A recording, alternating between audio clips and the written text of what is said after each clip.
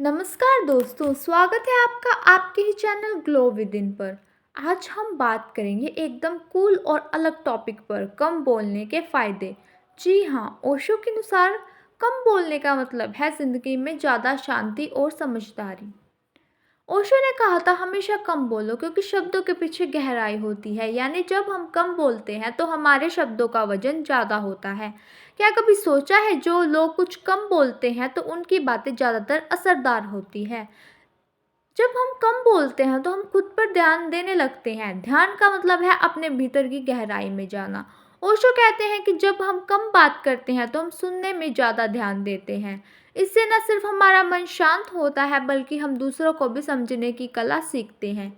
क्या आपने कभी गौर किया है कि जब आप कम बोलते हैं तो मानसिक शांति का एहसास होता है।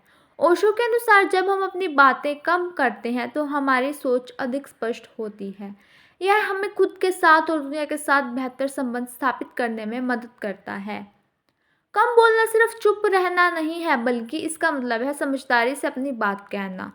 ओशो के अनुसार कुछ बातचीत सिर्फ सुनने के लिए होती है। जब हम सुनते हैं तो हम लोगों को गहराई से समझ पाते हैं।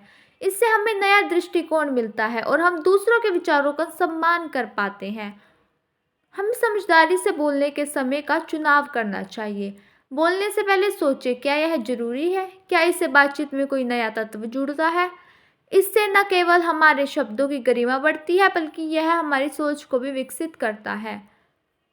हमारे समाज में जहाँ सबको बोलने का मौका मिलता है वहाँ कम बोलने का फ़ायदा यह होता है कि हम एक खास पहचान बना सकते हैं।